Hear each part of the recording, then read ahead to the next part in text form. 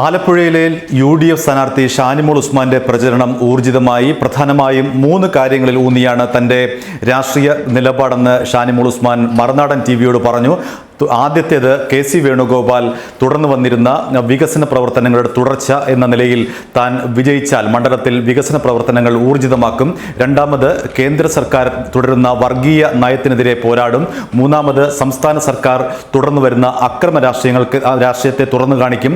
ഇങ്ങനെ പ്രധാനപ്പെട്ട 3 രാഷ്ട്രീയ നിലപാടിൽ ഊന്നിക്കൊണ്ടാണ് തന്റെ പ്രചരണമെന്നും ഷാനിമോൾ ഉസ്മാൻ മറുനാടൻ ടിവിയോട് പറഞ്ഞു. അഭിമുഖത്തിന്റെ ഭാഗങ്ങളിലേക്ക് ഞങ്ങൾ പരമാവധി ആളുകളെ നേരിട്ട് കാണാൻ വേണ്ടിയിട്ടുള്ള പരിശ്രമം നടത്തിയാണ്. മുഴുവൻ ആളുകളെ കാണുക എന്നുള്ളത് നടക്കുന്ന കാര്യമല്ല. എന്നാൽ പോലും എല്ലാ മേഖലയിലും പ്രധാനപ്പെട്ട ആളുകളെ കാണുന്നു, പ്രധാനപ്പെട്ട സ്ഥാപനങ്ങളിൽ കയറുന്നു.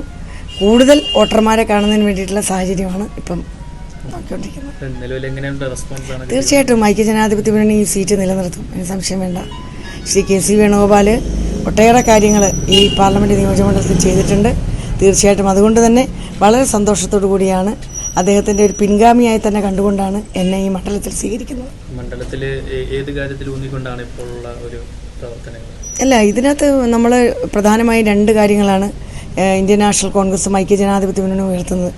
ഒന്ന്, ദേശീയ തലത്തിലുള്ള വർഗീയവാദികളായിട്ടുള്ള സർക്കാരിനെതിരായിട്ടുള്ള നിലപാട്. ഇവിടെ അക്രമ രാഷ്ട്രീയത്തിൻ്റെ വക്താക്കളായിട്ടുള്ള CPMൻ്റെ നിലപാട്. ഇതിന് രണ്ടിനെയും ശക്തമായി എതിർക്കുക എന്നുള്ള വ്യക്തമായ രാഷ്ട്രീയമാണ് ഞങ്ങൾ മുന്നോട്ട് വയ്ക്കുന്നത്. അതിന് തീർച്ചയായിട്ടും ഒരു അനുകൂലമായിട്ടുള്ള നിലപാടാണ് വോട്ടർമാരുടെ ഭാഗത്തു നിന്നുണ്ടായിക്കൊണ്ടിരിക്കുന്നത്. ഓപ്പോസിറ്റ് നിൽക്കുന്ന ഒരു ശക്തനായ ഒരു സ്ഥാനാർത്ഥിയാണ്.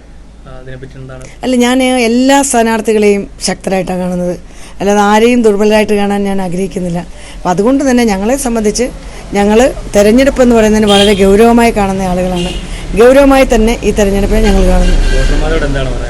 വോട്ടർമാരോട് പറയാനുള്ളത്, തീർച്ചയായിട്ടും ഈ രാജ്യത്തെ ഒരു ജനാധിപത്യ മതേതര ഗവൺമെൻറ് ഉണ്ടാകണം. ആ ഗവൺമെൻറ് ഉണ്ടാകുമ്പോൾ നിശ്ചയമായും ആർക്കാണ് വർഗീയതയെ ഇന്ത്യയിൽ ചെറുക്കാൻ കഴിയുന്നത്?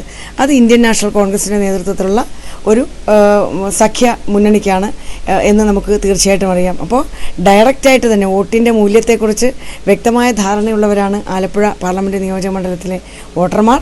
അവരവരുടെ പോസിറ്റീവായിട്ട് തന്നെ ആ വോട്ടിനെ ചെയ്യുമെന്നാണ് പ്രതീക്ഷ.